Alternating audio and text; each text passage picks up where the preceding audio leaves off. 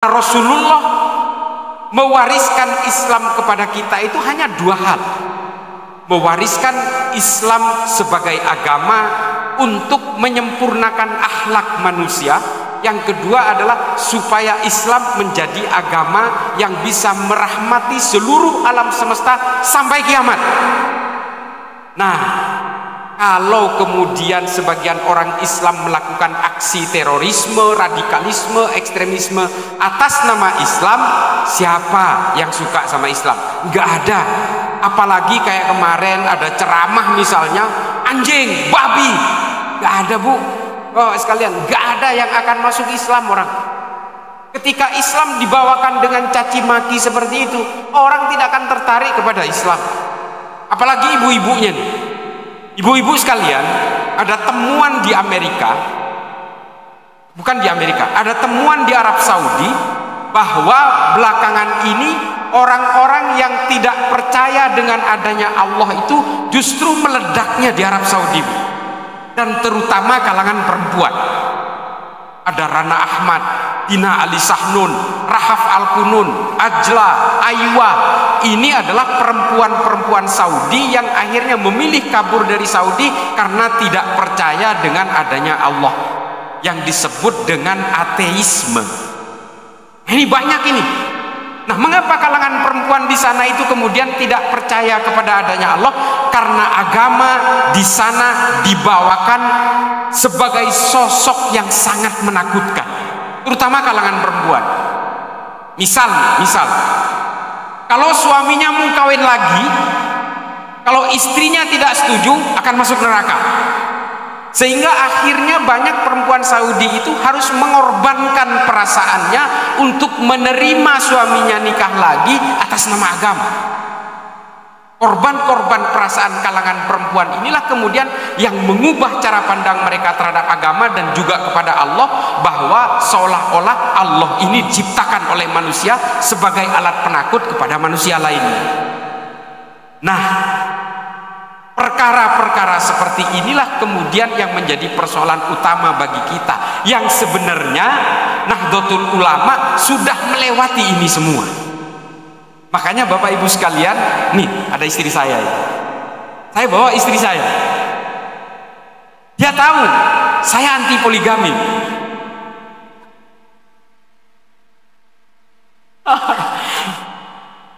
Apakah saya takut kepada istri saya? Enggak, istri saya yang takut kepada saya.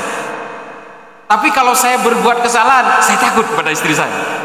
HP saya dipegang, saya takut. Nah, ini istri saya.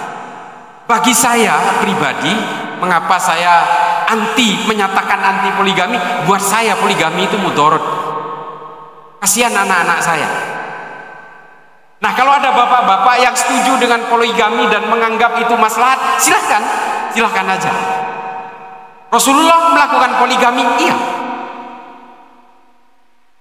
Rasulullah menggemari memakan paha kambing, iya.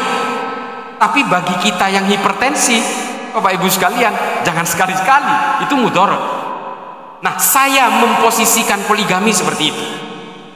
Rasulullah melakukan poligami, iya. Bagi yang merasa ini maslahat, silahkan lakukan. Tapi bagi yang merasa ini menjadi mudarat, ya nggak usah, daripada keluarganya berantakan. Saya korban poligami karena orang tua saya berpoligami. Saya tidak mau menjadikan anak saya seperti saya di masa lalu. Maka kemudian saya sadar bahwa saya tidak mau poligami. Istri saya cantik kok, kata saya. Dan kecantikan istri saya nyatakan seperti ini tanpa harus menjelek-jelekan kecantikan istri orang. Nah, cara beragama itu sesederhana itu. Keyakinan yang kita pegang hari ini, bahwa keyakinan kita sebagai orang beragama adalah keyakinan yang paling benar, itu harus. Saya sebagai orang Nahdien, saya mengatakan tafsir-tafsir dari para ulama Nahdlatul Ulama itu menurut saya yang paling benar. Tapi saya tidak harus menyalah-nyalahkan tafsir orang lain dan keyakinan orang lain. Itu NU seperti itu. Nah, persoalannya belakangan ini kan ada banyak ajaran-ajaran yang justru mengkafir-kafirkan orang NU. Nah, ini masalahnya. NU sebenarnya sudah melewati itu. Ketika NU tahlilan, ketika NU ziarah kubur, ketika NU maulid, ini ahlul bid'ah ini zindik, ini fasik, dan kemudian dikafirkan. Nah, ini yang menjadi persoalan Bapak Ibu sekalian dari berbagai aksi terorisme di seluruh dunia. Ketika orang sudah cenderung mengkafir-kafirkan orang lain dan gelisah oleh berbagai perbedaan, maka orang itu akan melakukan aksi-aksi kekerasan terhadap siapapun yang berbeda. Paham ini mohon maaf, saya bukannya tidak suka kepada pahamnya, tapi ketika paham ini menjadi alat pemecah belah dan kemudian memancing orang untuk berbuat kekerasan kepada yang berbeda, maka saya harus melawan ini. Paham ini bernama paham Wahabi Salafi. Apakah saya ngecap dengan ini? Saya punya data. Saya bekerja sebagai, Bapak Ibu sekalian, saya bekerja sebagai tenaga ahli di Mabes Polri. Saya sangat peduli dengan pencegahan terorisme. Dan setiap teroris yang ditangkap oleh Densus 88, saya hampir menemui semuanya. 2.141 orang yang ditangkap oleh Densus dari tahun 2000 sampai hari ini, 99,9% adalah orang yang memiliki paham Wahabi Salafi. Saya bertanggung jawab dengan data ini. Kalau ada yang nggak percaya atau yang tidak suka, ketemu sama saya.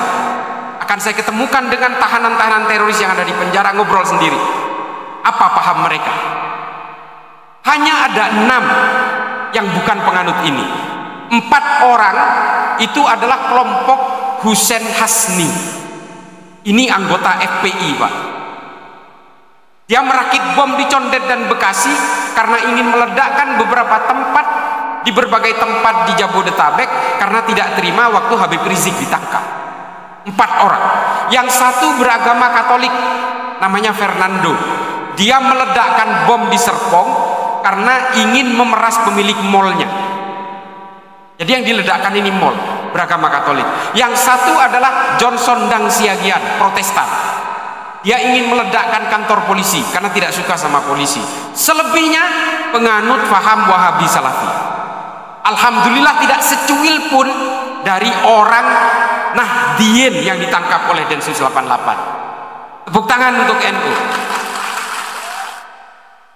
Tidak ada satupun, Pak, tidak ada. Nah, kemudian yang menjadi pertanyaan, mengapa kok orang NU tidak pernah menjadi teroris? Karena kita diajari untuk tidak pernah gelisah oleh berbagai perbedaan.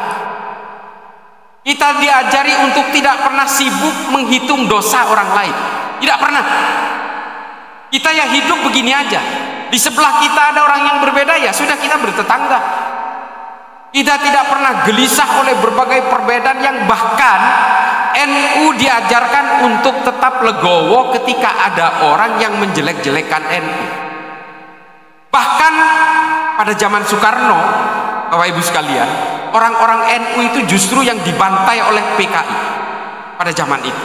Santri NU, kiai NU. Makanya kemudian ulama-ulama NU melakukan perlawanan mau tidak mau. Nah, pada zaman Soeharto kemudian kita juga dicurigai, Pak. Waktu muktamar NU di Cipasung, Gus Dur dicurigai ingin mengambil alih pemerintahan sehingga kemudian dibuat sosok tandingan namanya Abu Hasan. Kita dicurigai, kita dibatasi, dialienasi dan sebagainya. Nah, kemudian apa yang terjadi setelah itu? Gus Dur menjadi presiden pun diturunkan secara tidak konstitusional. Apakah ada orang NU yang ngamuk-ngamuk? Gak ada, Pak. Karena kata Gus Dur, persoalan bangsa ini jauh lebih penting daripada sekedar jabatan saya. Ini Gus Dur. Jadi lalu kemudian ada seorang barat, Pak, namanya Phil Caruso, membuat satu kesimpulan besar bahwa NU di Indonesia ini adalah penentu dari arah Indonesia. Apa? Mengapa dia menjadi penentu? Karena satu-satunya ajaran ulama NU kepada kalangan Nahdien lah yang kemudian membuat kita itu legowo menerima berbagai perbedaan. Ini terbukti apa? Satu-satunya kelompok ulama NU lah yang menerima Pancasila pertama kali dari kelompok agama. Ulama-ulama NU lah yang menolak pemaksaan bahwa pasca kemerdekaan Indonesia harus menggunakan hukum syariah. Karena menurut ulama NU, versi syariahnya siapa yang mau dipakai? Kalau versinya Wahabi, otomatis NU nggak mau. Kalau versinya NU, orang Wahabi pasti nggak mau. Belum Muhammadiyah, belum Al-Irsyad, belum Al-Khairat, belum Al-Wasliyah. Kalau kita bicara syariat NU ini juga pandangannya bermacam-macam. Negara-negara yang hari ini berkonflik tapi menggunakan hukum syariah tapi masih berperang satu sama lain, itu karena perbedaan pandangan soal syariah. Sudan hari ini masih berperang, Somalia masih berperang, Nigeria Utara masih berperang, padahal mereka menggunakan hukum syariah.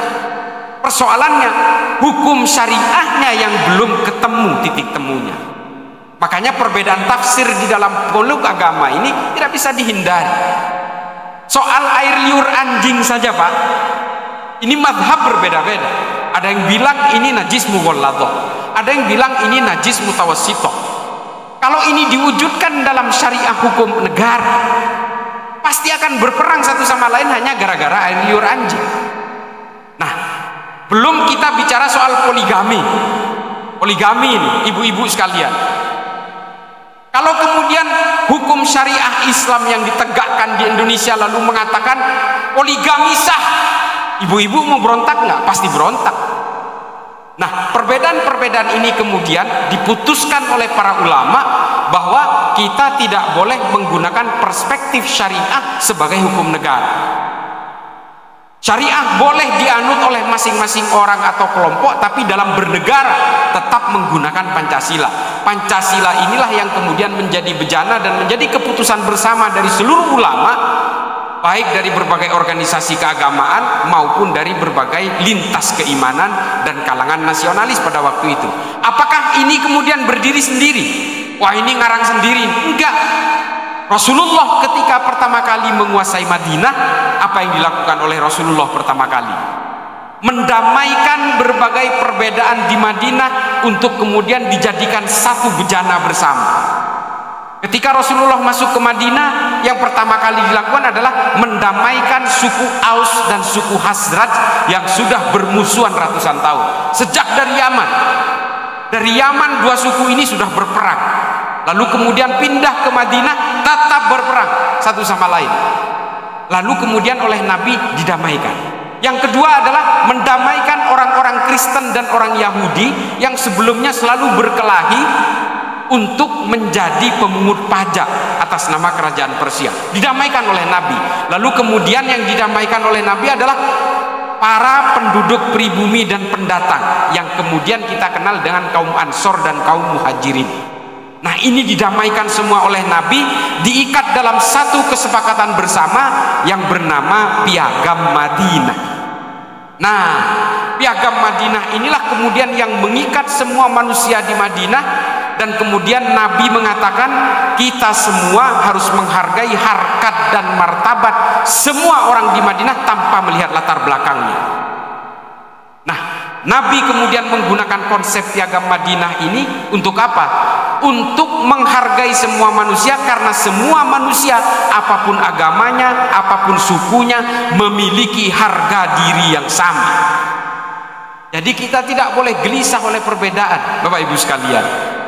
Nah, Piagam Madinah inilah kemudian yang ditulis oleh Ibnu Khaldun dalam Al-Muqaddimah dengan konsep Al-Asobiyah. Konsep Al-Asobiyah ini adalah kesepakatan bersama, kata Ibnu Khaldun. Kalau satu negara ini tidak bersepakat untuk membuat keputusan bersama, kesepakatan bersama, maka negara itu tidak akan pernah berdiri. Hidupnya akan penuh dengan peperangan. Zaman itu abad ke-13, Ibnu Khaldun sudah mencontohkan Sudan, Pak. Dan Sudan sampai hari ini masih berperang. Karena kata Ibnu Khaldun, lihatlah negara Maghrib itu. Negara Maghrib pada abad ke-13 itu adalah Sudan, Maroko, Mali, dan Tunis. Dan sampai hari ini pergolakan itu masih terjadi di sana. Kata Ibnu Khaldun apa? Karena isinya orang Khawarij semua. Yang satu pengen begini, yang satu ingin ke kiri, yang satu ingin ke kanan, yang satu ingin ke selatan, hingga akhirnya sampai hari ini. Sudan hari ini Pak, perang-perangan sudah hampir 1000 yang mati. Sesama Islam, coba bayangin. Di Somalia sesama orang Islam, Nigeria sesama orang Islam, Mali sesama orang Islam. Nah, semua yang merusak dari berbagai harmoni di dalam kehidupan beragama ini apa? Artinya apa? Politik, Pak. Gara-gara politiklah kemudian umat Islam terpecah belah, orang Kristen terpecah belah, orang Hindu terpecah belah, orang Buddha terpecah belah karena ambisi-ambisi politik. Coba saya sedikit bercerita tentang tarikh yang ditulis dalam Tarikhul Khulafa Imam Suyuti dan Tarikh At-Tabari. Rasulullah wafat, nih, Rasulullah wafat, jenazahnya belum dimakamkan. Sa'ad bin Ubadah dan Sayyidina Umar sudah mau berkelahi. Gara-gara apa? Gara-gara ingin menjadi penggantinya Kanjeng Nabi. Kata Sayyidina Umar, saya orang Quraisy, sama dengan sukunya Nabi. Tapi kata Sa'ad bin Ubadah, nggak bisa, saya orang pribumi, saya harus menjadi penggantinya Nabi, gantian dong, kurang lebih seperti itu. Sehingga akhirnya dua orang ini mau berperang. Sehingga akhirnya Sayyidina Abu Bakar yang sedang merawat jenazahnya Kanjeng Nabi ini dipanggil, Abu Bakar, kamu harus datang. Itu Sa'ad dan Umar sudah menghunus pedang. Lalu kemudian Sayyidina Abu Bakar dipanggil mendamaikan kedua orang ini. Lalu kemudian para sahabat beraklamasi untuk menunjuk Sayyidina Abu Bakar menjadi penggantinya Nabi. Karena meskipun Nabi tidak menunjuk penggantinya, tapi Sayyidina Abu Bakar pernah diminta oleh Kanjeng Nabi untuk menjadi imam masjid ketika Nabi sedang sakit. Ini kemudian yang menjadi rujukan, dan kemudian para sahabat menunjuk Sayyidina Abu Bakar. Tapi apakah dua orang ini akur? Belum juga, Pak.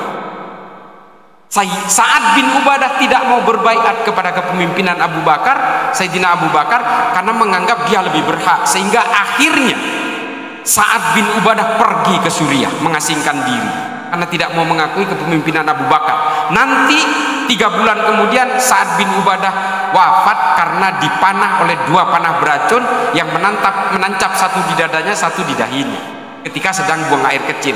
Kitab sejarah mengatakan seperti itu. Artinya apa? Ini adalah pertikaian pertama kali sepanjang sejarah setelah Rasulullah wafat. Karena persoalan apa? Persoalan politik. Setelah itu Sayyidina Abu Bakar menurut Tarikhul Khulafa Imam Suyuti wafat diracun. Ini menurut Tarikhul Khulafanya Imam Suyuti. Tapi Tarikh At-Tabari tidak menerangkan itu. Setelah itu Sayyidina Umar dibunuh oleh budak dari Majusi. Setelah itu Sayyidina Utsman ibnu Affan dibunuh oleh sesama orang Islam. Setelah itu Sayyidina Ali dibunuh oleh sesama orang Islam, namanya Abdurrahman bin Muljam At-Tamimi, hafidz Quran 30 juz, membunuh Sayyidina Ali setelah sebelumnya dikafirkan. Setelah itu Sayyidina Hasan wafat diracun. Setelah itu Sayyidina Husain dibantai di padang Karbala. Setelah itu Khalifah Hasan bin Umar bin Khalifah Umar, khalifah kelima dari Bani Umayyah, wafat juga diracun.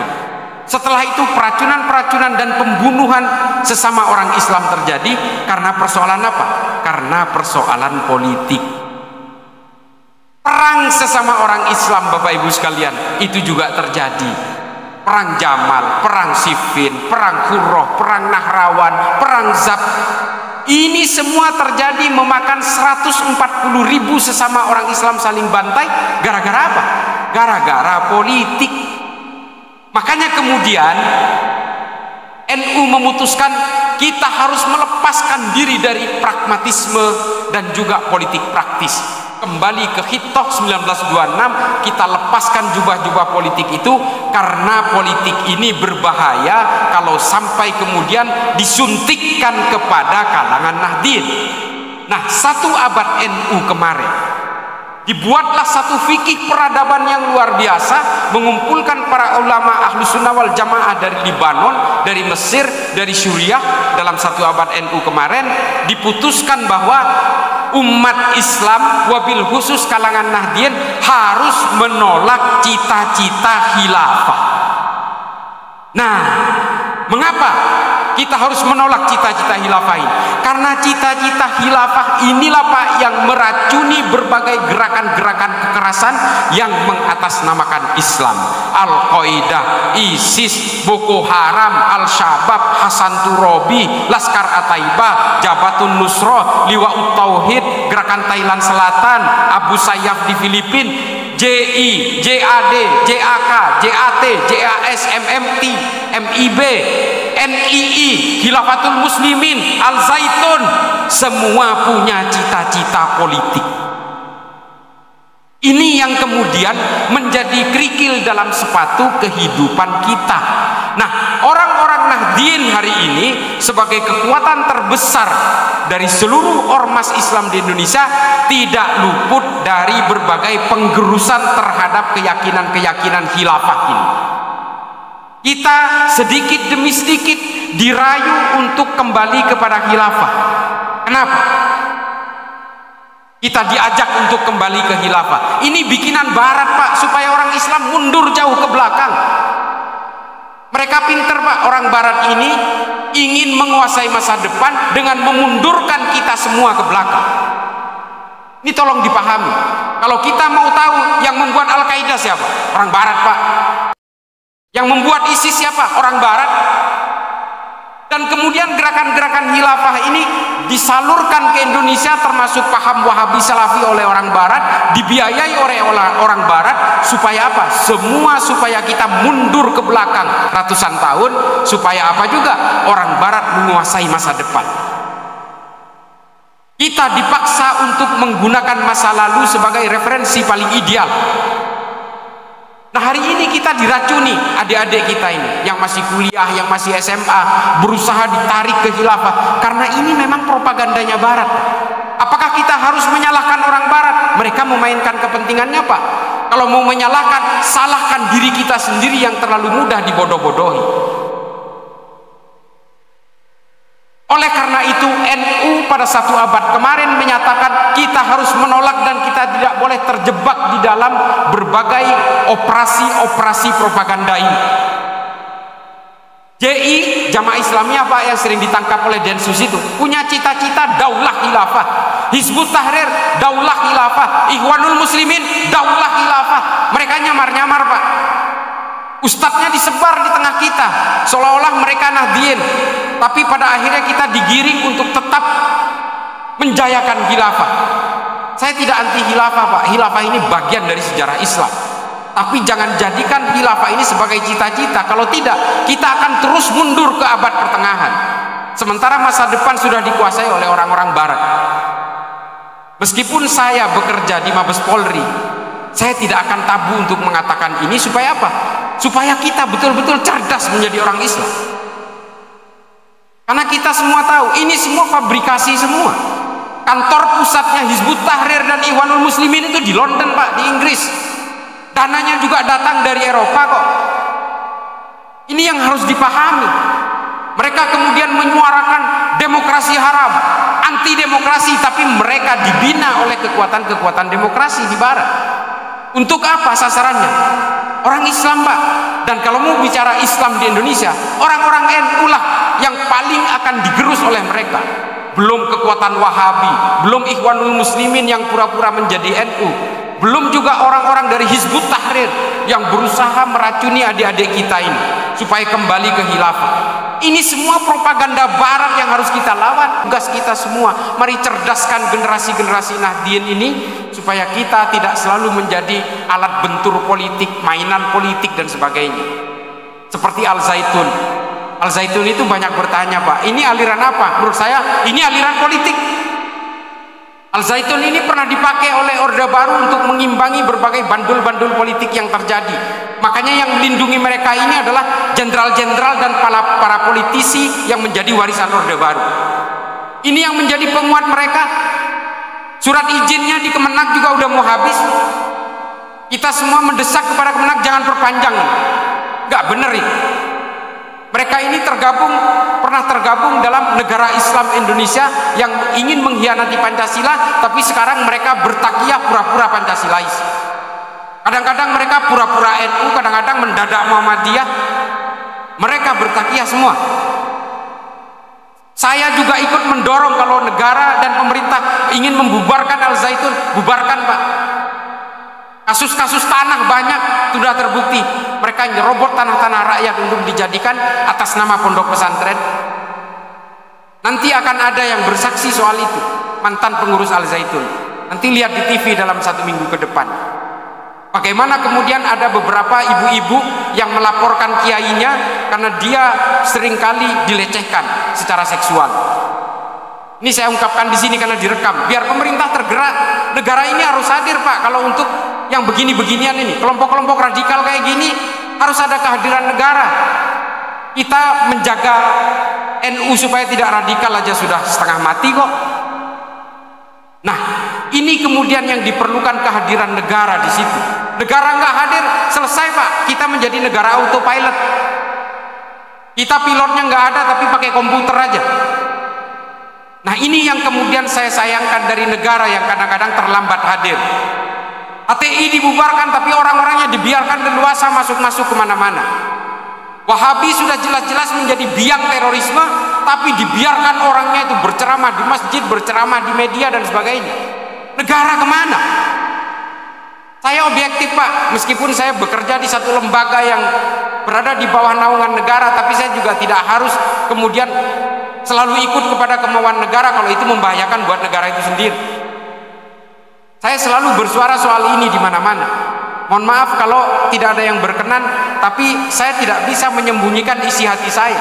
Karena kerjaan saya itu berkeliling kemana-mana, menemui banyak orang, menemui banyak suku, menemui banyak agama, dan menemui kalangan Nahdien dari berbagai lapisan masyarakat.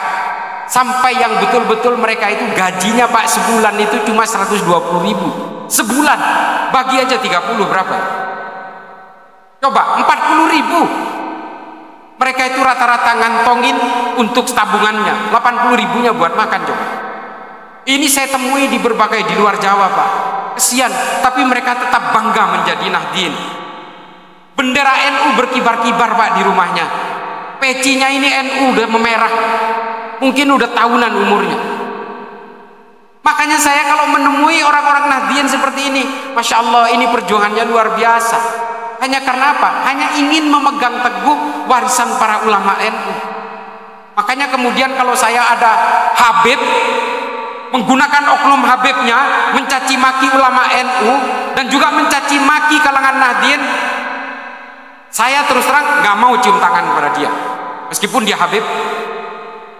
Tapi kalau Habib yang tawadhu, yang mengajarkan kerendahan hatian, mari kita bersama-sama kita melebur dalam NU. Tapi kemudian membuta-butakan Gus Dur, mentang-mentang ulama NU mengajarkan kita untuk takzim kepada habaib, lalu dia menggunakan nama habaibnya untuk justru mencaci maki kita. Ini kacang lupa kulitnya Pak. Ini terutama yang FPI sekarang nyerang NU semua. Padahal yang ngajari kita tunduk, patuh, taat, takzim kepada para habaib itu ulama NU. Tapi mereka hari ini ngacak-ngacak NU, menyerang ulama-ulama NU, membuta-butakan Gus Dur dan sebagainya. Apa ini? Politik semua. Makanya Bapak Ibu sekalian, saya nggak bisa kalau ingin memendam hal-hal seperti ini. Saya harus suarakan supaya kita menjadi manusia cerdas semua. Harus menjaga NKRI, menjaga Pancasila, memegang teguh panji-panji ajaran para ulama, Nahdlatul Ulama. Itu saja. Karena saya punya keyakinan kalau Nahdlatul Ulama tumbang, Pancasila tumbang, dan negara ini menjadi negara yang hancur-hancuran. Saya kira itu saja. Mudah-mudahan ini bisa bermanfaat kepada Bapak Ibu sekalian. Mohon maaf gaya saya memang begini. Saya kira itu mudah-mudahan ini bisa menjadi manfaat bagi saya, terutama yang fakir ilmu ini, dan juga menjadi maslahat bagi Bapak Ibu sekalian. Akhiran, ihdinas siratal mustaqim, wallahul muwaffiq ila aqwamit thoriq. Wassalamualaikum warahmatullahi taala wabarakatuh.